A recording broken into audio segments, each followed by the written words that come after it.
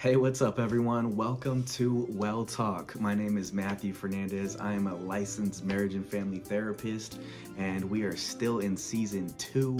Today's topic is going to be an unbreakable mind stance, part 2.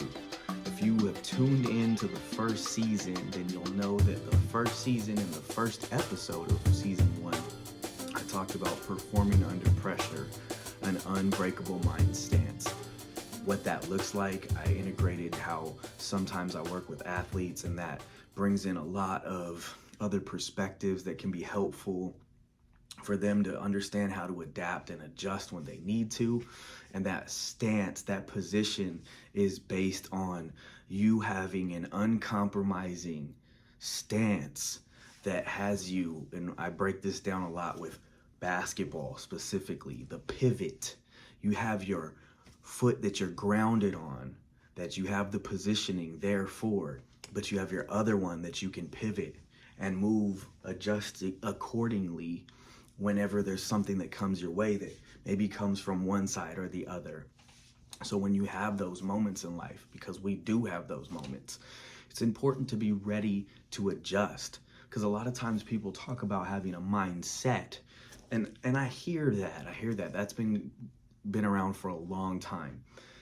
My only thing, and I guess my only objection to that, is that when you're set, essentially you're kind of stuck in that way of thinking. It's linear, and it's not necessarily open to being able to adjust or being able to make some sort of maneuver to be able to counter, right? When you get hit with other things that maybe are trying to cause you to get off balance. And with our thoughts, that happens a lot. A lot of times we have thoughts that come into our minds that we're like, where did that come from?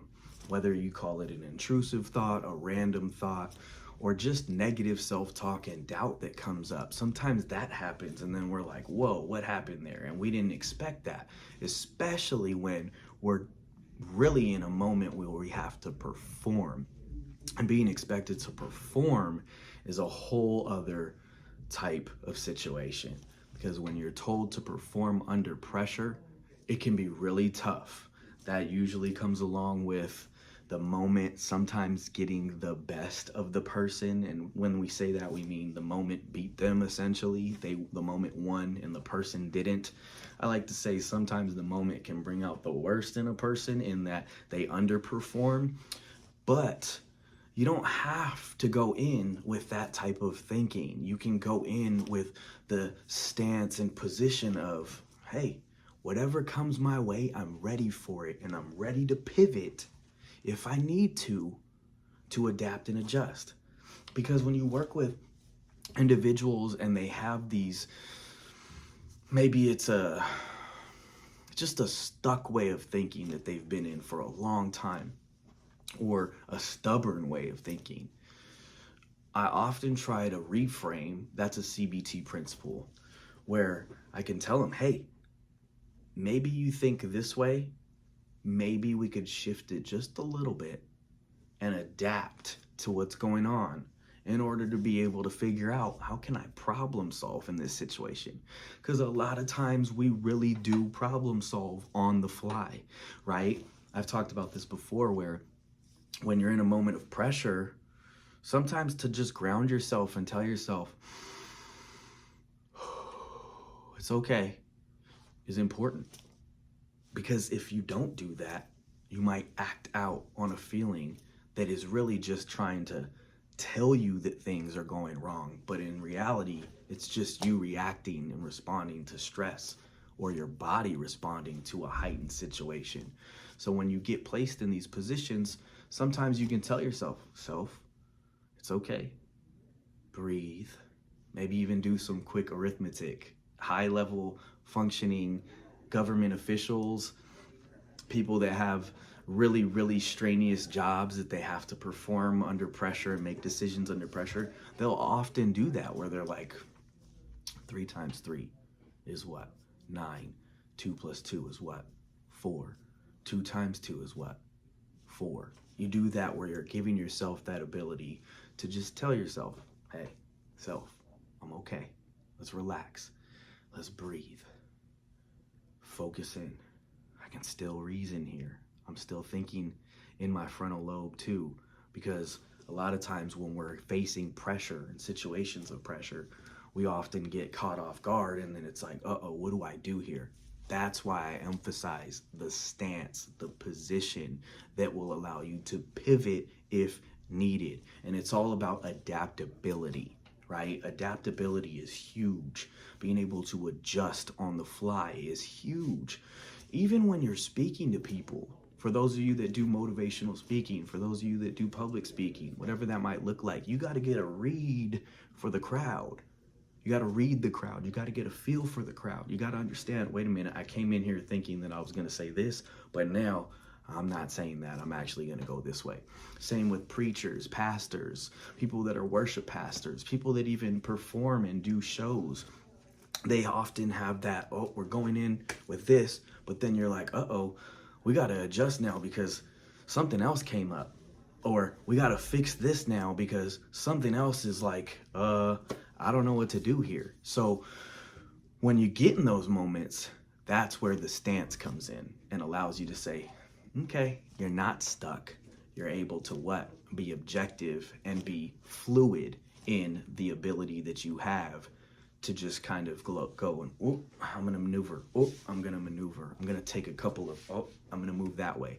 So when you get those things that happen, because they happen, those times where we feel like that, remember the stance. Remember the mind stance. Remember that position that you have, that you're not compromising your core belief or value.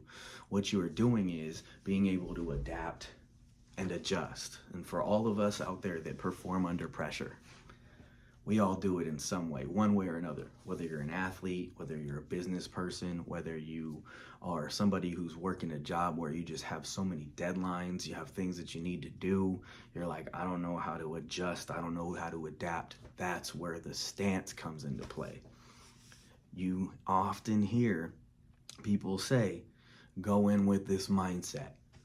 And I've worked with so many clients that have told me, I went in with this mindset, and then this happened. And I was like, but my plan is messed up.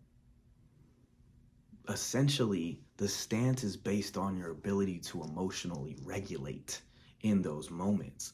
So you know that you can self-soothe. You know that you can emotionally regulate during times of distress.